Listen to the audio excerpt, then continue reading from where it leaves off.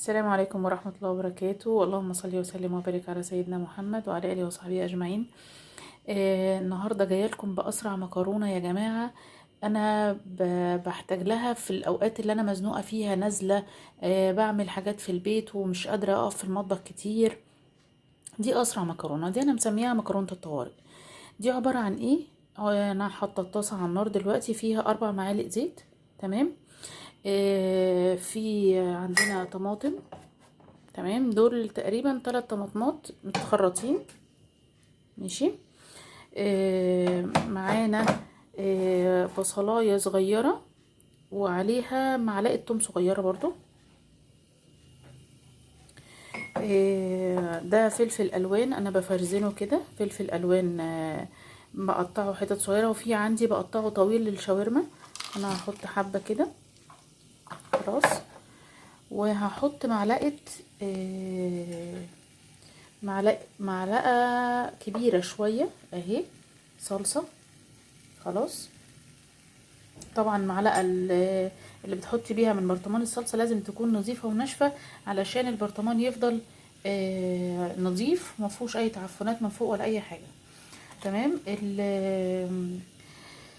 البهارات بتاعتي فلفل اسود وملح ومعلقة بابريكا. تمام اهو. طبعا كل ده هيتقلب دلوقتي. وادي الملح، نحط حبة ملح كده. خلاص. ممكن تكون معلقة صغيرة برضو. ونحط نص كوباية مية بس كده. هنقلب ده كله. كل ده هنقلبه. خلاص. هقلبه وادمجه كله مع بعض وارجع لكم تاني. بصوا يا جماعة، انا قلبتهم كويس قوي مع بعض. تمام. زودت بس تقريبا تلت كوباية مية، يعني بقين 3 كده، عشان بس ايه لقيتها محتاجة يعني. وهي دلوقتي عايزة بقى تحط لها قرن فلفل حامي كده يبقى مشطشط، تبقى تحفة طبعا وهي حامية. بس انا مش هقدر طبعا عشان في اطفال، مش هقدر احميها اكتر من الفلفل الاسود، يعني كفاية عليهم قوي كده. وهغطيها. خلاص. وهسيبها يا دوبك 10 دقايق. 10 دقايق بس كفاية قوي. وهتلاقيها اتسبكت وبقت جميلة جدا. في ناس بتحط معاها المكرونة وهي يعني مش مسلوقة. انا ما بحبهاش كده، لاني لازم تاكليها وهي سخنة، والا بتعجن. النشا بتاع المكرونة بيعجن لو هي بردت، فهي لازم تتاكل وهي سخنة.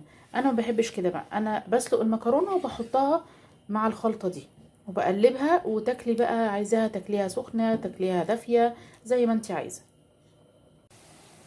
اهي يا جماعة، بصوا اتسبكت وبقت جميلة ازاي. ما خدتش بصراحة ربع ساعة، يعني يا دوبك الخضار استوى في الصلصة. وخلاص كده كانت اتسبكت. هنزل عليها بقى المكرونة المسلوقة. واجيلكوا تاني. بصوا يا جماعة، انا نزلت عليها المكرونة المسلوقة وبقلبها اهو. وتحفة يا جماعة، تحفة تحفة.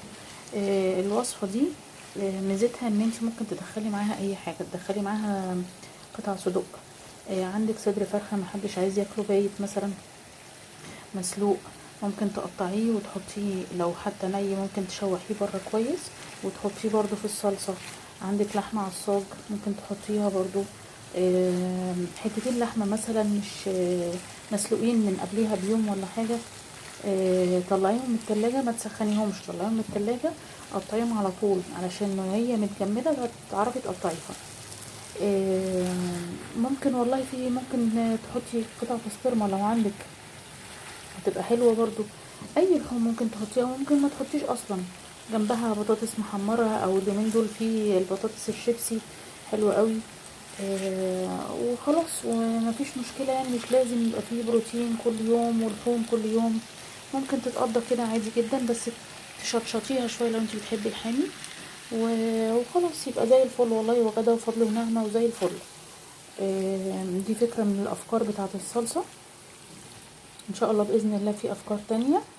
تابعوني على القناة ان شاء الله باذن الله، والقناة تعجبكم، والفيديوهات اللي جاية هتبقى احلى بكتير. السلام عليكم ورحمة الله.